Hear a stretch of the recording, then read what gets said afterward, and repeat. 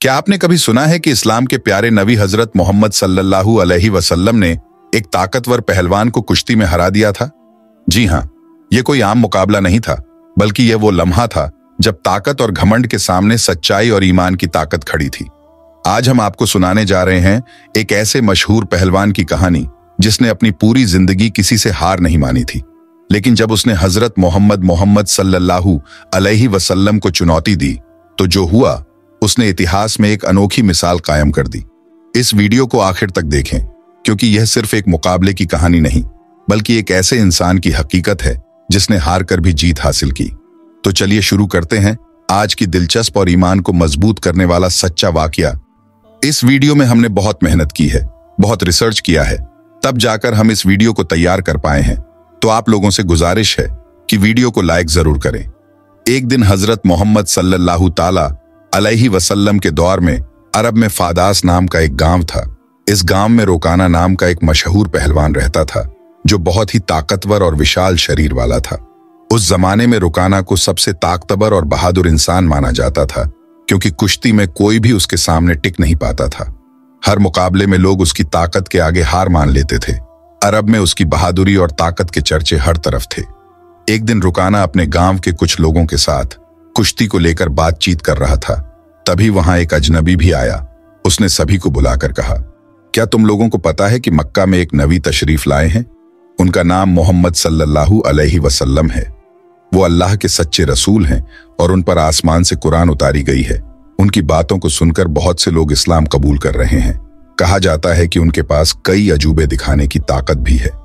उस शख्स की बातें सुनकर वहां मौजूद लोगों में हलचल मच गई। सबने कहा, हमें भी उनसे मिलकर उनकी बातें सुननी चाहिए। रोकाना भी सोच में पड़ गया और थोड़ी देर बाद बोल पड़ा, अगर वो सच में अल्लाह के भेजे हुए नबी हैं तो मुझे उनसे कुश्ती लड़नी होगी। अगर मैंने उन्हें हरा दिया तो साबित हो जाएगा कि वो सिर्फ एक आम इंसान है। यही सोचते हुए रोकाना पहलवान अपने घर लौट आया। उसका एक बेटा था जिसका नाम यजीद था। वो भी अपने पिता की तरह बेहद ताकतवर था और उसने कभी किसी मुकाबले में हार नहीं मानी थी। रोकाना ने अपने बेटे से कहा, मैंने सुना है मक्का में मोहम्मद सल्लल्लाहु अलैहि वसल्लम नाम का एक व्यक्ति है जिसे लोग बहुत बड़ा जादूगर कहते हैं, इसलिए मैं सोच रहा हूं कि मक्का जाकर उनसे मिलूं और उनके साथ कुश्ती करूं। रोकाना की यह बात सुनकर उसका बेटा यजीद बोला, बाबा, मैं भी आपके साथ मक्का जाऊंगा। मैं भी देखना चाहता हूं कि वो हकीकत में कौन है। कुछ दिनों बाद रुकाना और उसका बेटा यजीद मोहम्मद सल्लल्लाहु अलैहि वसल्लम से मिलने के लिए मक्का की ओर रवाना हो गए। लंबा सफर तय करने के बाद तपते रेगिस्तान को पार करके वे आखिरकार मक्का पहुंच गए।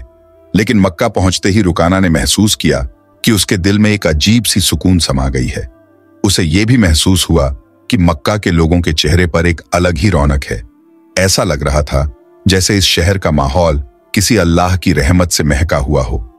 मक्का की फिजा देखकर रोकाना ने अपने बेटे से कहा, बेटा यजीद, मुझे लगता है कि यह जगह बहुत खास है। मैं अपने अंदर एक अनोखी सुकून महसूस कर रहा हूं। यजीद ने भी सिर हिलाते हुए कहा, बाबा, मुझे भी वैसा ही महसूस हो रहा है। ऐसा सुकून और ऐसा खुशनुमा माहौल मैंने पहले कभी नहीं देखा। उसी समय उन्होंने कुछ लोगों को देखा और उनके पास जाकर पूछा, क्या आप हमें बता सकते हैं कि मोहम्मद सल्लल्लाहु अलैहि वसल्लम कहां मिलेंगे? लोगों ने जवाब दिया, आप कौन हैं और कहां से आए हैं? रुकाना ने कहा, मेरा नाम रुकाना है। मैं बहुत दूर से आया हूं और मैं एक मशहूर पहलवान हूं। यह सुनकर लोगों ने कहा, हमारे नबी मोहम्मद सल्लल्लाहु अलैहि वसल्लम अल्लाह के भेजे हुए रसूल हैं और इस वक्त मस्जिद में मौजूद हैं। यह सुनकर रुकाना और यजीद मस्जिद की ओर बढ़ गए। जब वे मस्जिद में दाखिल हुए तो उन्होंने देखा कि एक बुजुर्ग व्यक्ति शांत और नूरानी चेहरे के साथ बैठे थे। उनके चेहरे पर एक ऐसी मुस्कान थी जो दिल को सुकून देने वाली थी। ऐसा लग रहा था जैसे वो सभी का स्वागत कर रहे हों। रुकाना ने गौर से देखा और समझ गया कि यही वो शख्स हैं जिनके बारे में उसने सुना था। वो उनके पास गया और अदब से सलाम करते हुए बोला, हे मोहम्मद, क्या आप वही शख्स हैं जिनके बारे में लोगों से सुना है? लोग कहते हैं कि आप अल्लाह के भेजे हुए रसूल हैं। मोहम्मद सल्लल्लाहु अलैहि वसल्लम ने बड़े ही नरम लहजे में जवाब दिया, वालेकुम अस्सलाम। हाँ, तुमने सही सुना है, लेकिन तुम कौन हो और कहां से आए हो? रुकाना ने गर्व से कहा, मैं बहुत दूर से आपकी तलाश में आया हूं। मेरा नाम रुकाना है और मैं इस दौर का सबसे ताकतवर पहलवान हूं। अब तक मैंने कभी किसी कुश्ती में हार नहीं मानी। रसूल पाक सल्लल्लाहु अलैहि वसल्लम ने मुस्कुराते हुए कहा, रुकाना, पहले बैठो, फिर हम बातें करेंगे। रुकाना सोचने लगा कि ये शख्स मुझसे आखिर क्या बात करना चाहते हैं। तभी मोहम्मद सल्लल्लाहु अलैहि वसल्लम ने उससे बड़ी ही नरमी से कहा, रुकाना, अल्लाह से डरो। तुम्हारे जिस्म में जो ताकत है वो उसी अल्लाह ने दी है जिसने तुम्हें इतना बड़ा पहलवान बनाया है। उसी महान अल्लाह के आगे सिर झुकाओ, उसी पर ईमान लाओ और मुझे उसका रसूल मानो। रुकाना ने हैरानी से कहा, हे मोहम्मद, तुम क्या कह रहे हो? मैं तो यहां सिर्फ कुश्ती लड़ने आया हूं। मैंने सुना है कि तुम अल्लाह के भेजे हुए रसूल हो और तुम्हारे पास कोई खास ताकत है। इसी वजह से मैंने फैसला किया कि मैं तुम्हारे साथ कुश्ती करूंगा, लेकिन तुम मुझे इस्लाम अपनाने के लिए कह रहे हो। प्यारे नबी मोहम्मद सल्लल्लाहु अलैहि वसल्लम ने नरमी से कहा, रुकाना, तुम मेरे साथ कुश्ती लड़ना चाहते हो, लेकिन यह मेरा काम नहीं है। कुश्ती लड़ना पहलवानों का काम है और मैं कोई पहलवान नहीं हूं। रुकाना हंसते हुए बोला, हे मोहम्मद, मैं तुम्हारी ये बातें सुनने नहीं आया हूं। मैंने सुना है कि तुम बहुत ताकतवर हो, तुम्हें जादू भी आता है। अगर तुम सच में अल्लाह के रसूल हो तो अपनी ताकत से मुझे कुश्ती में हरा कर दिखाओ। मोहम्मद सल्लल्लाहु अलैहि वसल्लम मुस्कुराए और बोले, रुकाना, तुम इतनी जिद कर रहे हो, इसलिए मैं तुम्हारे साथ एक शर्त पर कुश्ती लड़ने के लिए तैयार हूं। रुकाना ने उत्सुकता से पूछा, क्या शर्त है? नबी रहमत सल्लल्लाहु अलैहि वसल्लम ने फरमाया, अगर तुम कुश्ती में मुझसे हार गए तो तुम्हें इस्लाम कबूल करना होगा और मुझे अल्लाह का भेजा हुआ रसूल मानना होगा। रुकाना यह सुनकर सोचने लगा, ये एक आम आदमी मुझे कैसे हरा सकता है? मेरी चौड़ी छाती, मजबूत हाथ पैर और गजब की ताकत के सामने ये मामूली इंसान नहीं टिक पाएगा। मैं दुनिया का सबसे ताकतवर पहलवान हूं और आज तक कोई मुझे हरा नहीं सका। ये तो पहलवान भी नहीं है, फिर ये मेरी बराबरी कैसे करेगा? यही सोचकर रुकाना ने मोहम्मद सल्लल्लाहु अलैहि वसल्लम का मजाक उड़ाया और फिर घमंड भरी आवाज में बोला, ठीक है, मैं तुम्हारी शर्त मानता हूं। अगर तुम मुझे हरा देते हो तो मैं तुम्हें अल्लाह का रसूल मान लूंगा, अल्लाह पर ईमान लाकर इस्लाम कबूल कर लूंगा। इसके बाद कुश्ती के लिए एक बड़ा मैदान तैयार किया गया। मक्का और आसपास के इलाकों से लोग ये मुकाबला देखने के लिए उमड़ पड़े। हर कोई बेचैन था कि क्या होगा। लोग जानते थे कि रुकाना अपनी ताकत के लिए मशहूर है, लेकिन वे ये भी देखना चाहते थे कि मोहम्मद सल्लल्लाहु अलैहि वसल्लम कैसे मुकाबला करेंगे। फिर तय समय पर मुकाबला शुरू हुआ। प्यारे नबी मोहम्मद सल्लल्लाहु अलैहि वसल्लम और रुकाना मैदान में उतरे। जैसे ही मुकाबला शुरू हुआ, रुकाना ने पूरे जोश के साथ रसूल सल्लल्लाहु अलैहि वसल्लम पर हमला करने के लिए कदम बढ़ाया, लेकिन तभी नबी रहमत सल्लल्लाहु अलैहि वसल्लम ने बड़ी आसानी से रुकाना को पकड़कर एक झटके में उठा लिया और जमीन पर पटक दिया। रुकाना को यकीन ही नहीं हुआ कि वो इतनी आसानी से गिर गया। उसने खुद को संभालने की कोशिश की, लेकिन उसने महसूस किया कि उसकी आधी ताकत खत्म हो चुकी थी। रसूल सल्लल्लाहु अलैहि वसल्लम ने मुस्कुराते हुए कहा, ए रुकाना, तुम हार चुके हो। अब भी क्या तुम मुकाबला जारी रखना चाहते हो?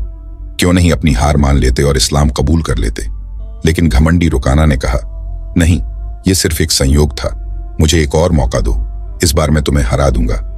प्यारे नबी सल्लल्लाहु अलैहि वसल्लम ने फरमाया, ठीक है, मैं तुम्हें एक और मौका देता हूं, लेकिन अगर इस बार भी तुम हार गए तो तुम्हें अपनी हार माननी होगी और इस्लाम कबूल करना होगा। लोगों की निगाहें फिर से मुकाबले पर जम गईं। रुकाना ने इस बार पूरी ताकत झोंक दी और पूरी कोशिश की कि वो किसी भी हाल में नबी सल्लल्लाहु अलैहि वसल्लम को हरा दे। लेकिन जैसे ही उसने हमला करने के लिए कदम बढ़ाया, प्यारे नबी ने फिर से उसे उठाकर जमीन पर पटक दिया और रुकाना को फिर से हार का सामना करना पड़ा। रसूल सल्लल्लाहु अलैहि वसल्लम ने कहा, ए रुकाना, अब भी क्या तुम्हें यकीन नहीं हुआ? मान लो कि अल्लाह ने मुझे सच्चाई के साथ भेजा है, अब भी वक्त है, ईमान ले आओ। लेकिन रुकाना का अहंकार उसे हार मानने नहीं दे रहा था। वो अपने मन में सोच रहा था, मैंने कभी किसी से कुश्ती में हार नहीं मानी, फिर यह कैसे संभव है कि मैं किसी ऐसे इंसान से हार जाऊं जो पहलवान भी नहीं है।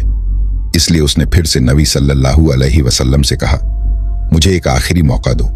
और हमारे नबी तो रहमतुल लिल आलमीन हैं, उन्होंने फिर से उसे मौका दिया। तीसरी बार मुकाबला शुरू हुआ। इस बार रुकाना ने अपनी पूरी ताकत लगा दी, लेकिन जैसे ही वो हमला करने के लिए आगे बढ़ा, नबी सल्लल्लाहु अलैहि वसल्लम ने उसे फिर से उठाकर जमीन पर पटक दिया। अब रुकाना उठने की कोशिश कर रहा था, लेकिन उसकी ताकत जवाब दे चुकी थी। उसे समझ में आ चुका था कि मोहम्मद सल्लल्लाहु अलैहि वसल्लम कोई आम इंसान नहीं है, बल्कि अल्लाह के भेजे हुए सच्चे रसूल हैं और इस्लाम सबसे बेहतरीन धर्म है।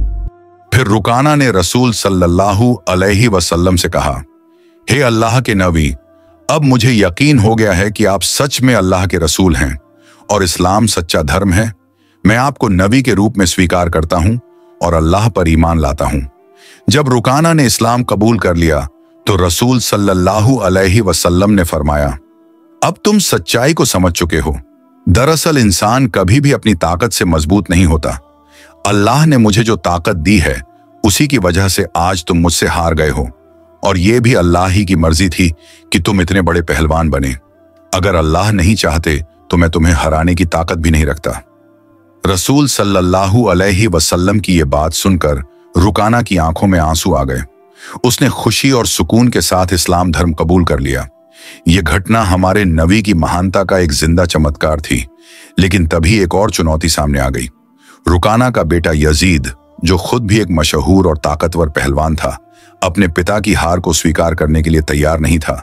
उसके अंदर एक अजीब सा आत्मविश्वास था जो उसे अपने पिता की हार का बदला लेने के लिए उकसा रहा था।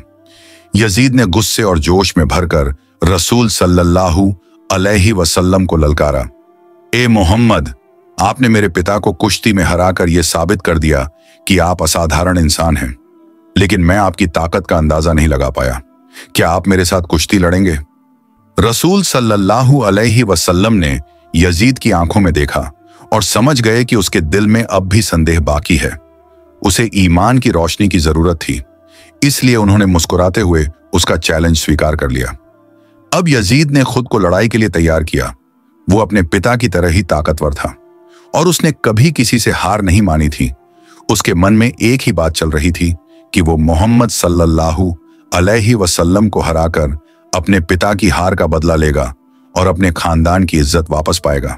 फिर जब कुश्ती शुरू हुई तो यजीद ने अपनी पूरी ताकत लगा दी और हजरत मोहम्मद सल्लल्लाहु अलैहि वसल्लम पर हमला किया, लेकिन हमारे नबी ने हर एक वार को आसानी से रोक लिया। यजीद हैरान रह गया। उसे यकीन नहीं हो रहा था कि यह कैसे संभव है। फिर रसूल सल्लल्लाहु अलैहि वसल्लम ने उसे एक मौका दिया ताकि वो अपनी पूरी ताकत आजमा सके। यजीद ने पूरी ताकत से हमला किया, लेकिन इस बार भी रसूल सल्लल्लाहु अलैहि वसल्लम ने उसे जमीन पर गिरा दिया। यजीद का शरीर इतनी जोर से जमीन से टकराया कि उसे लगा जैसे उसकी हड्डियां टूट गई हैं। उसने फिर से उठने की कोशिश की, लेकिन उसके पैरों में ताकत नहीं बची थी। जब उसने नबी सल्लल्लाहु अलैहि वसल्लम की तरफ देखा तो उनके चेहरे पर एक सुकून भरी मुस्कान थी। फिर हमारे नबी ने उसका हाथ पकड़कर कहा, ओ यजीद, तुम वाकई बहादुर हो, लेकिन याद रखो कि असली ताकत अल्लाह रब्बुल आलमीन के हाथ में है। आज तुमने अपनी आंखों से देख लिया कि अल्लाह ने अपने नबी को कितनी ताकत दी है। क्या अब भी तुम्हारे दिल में कोई शक बचा है? ये सुनते ही यजीद की आंखों से आंसू बहने लगे। उसने हजरत मोहम्मद सल्लल्लाहु अलैहि वसल्लम के सामने आत्मसमर्पण करते हुए कहा, ए अल्लाह के रसूल, आज मैंने अपनी जिंदगी का सबसे बड़ा सबक सीखा है। मैं गवाही देता हूं कि अल्लाह के सिवा कोई माबूद नहीं और आप मोहम्मद सल्लल्लाहु अलैहि वसल्लम अल्लाह के सच्चे नबी हैं। इसके बाद रुकाना और यजीद के इस्लाम कबूल करने की खबर पूरे अरब में फैल गई। कुछ दिन बाद मदीना का एक गैर मुस्लिम युवक नबी सल्लल्लाहु अलैहि वसल्लम के पास एक अपमानजनक सवाल लेकर आया। उसने कहा, ए मोहम्मद, क्या आपने ये दावा किया है कि आप अल्लाह की तरफ से भेजे गए नबी हैं? और क्या आपके पास अल्लाह की तरफ से कोई वही आता है? अगर आपकी बात सच है तो कुछ ऐसा करके दिखाइए जो आम इंसान के लिए करना नामुमकिन हो। रसूल सल्लल्लाहु अलैहि वसल्लम ने फरमाया, तुम क्या देखना चाहते हो, बताओ। उस युवक ने दूर खड़े एक पेड़ की तरफ इशारा करते हुए कहा, अगर तुम सच्चे नबी हो तो बिना किसी स्पर्श के बस अपने हुक्म से इस पेड़ को यहां बुला लो। यह सुनकर रसूल सल्लल्लाहु अलैहि वसल्लम मुस्कुराए और बोले, मैं कुछ नहीं करूंगा, तुम बस उस पेड़ के पास जाओ और कह दो कि अल्लाह के भेजे हुए रसूल तुम्हें बुला रहे हैं। युवक बड़ी उम्मीद और जिज्ञासा के साथ पेड़ के पास गया और बोला, ए पेड़, तुम्हें अल्लाह के नबी बुला रहे हैं। जैसे ही ये शब्द पूरे हुए, पेड़ कांपने लगा। लोगों ने देखा कि पेड़ ने अपनी जड़ों को जमीन से निकाल लिया और धीरे धीरे कूदता हुआ नबी सल्लल्लाहु अलैहि वसल्लम के पास आकर खड़ा हो गया। युवक ये देखकर चौंक गया और बोला, यह तो जरूर कोई जादू है। फिर उसने कहा, अगर तुम सच्चे नबी हो तो इस पेड़ को वापस उसी जगह भेज दो जहां से वो आया था। नबी सल्लल्लाहु अलैहि वसल्लम ने फरमाया, जाओ अपनी जगह पर लौट जाओ। और सबने देखा कि पेड़ तुरंत वापस अपनी जगह चला गया और पहले जैसा खड़ा हो गया। ये देखकर वो युवक जोर से बोला, अशहदु अल्लाह इलाहा इल्लल्लाह व अशहदु अन्ना मुहम्मदन रसूलुल्लाह, यानी मैं गवाही देता हूं कि अल्लाह के सिवा कोई माबूद नहीं और मोहम्मद सल्लल्लाहु अलैहि वसल्लम अल्लाह के सच्चे रसूल हैं।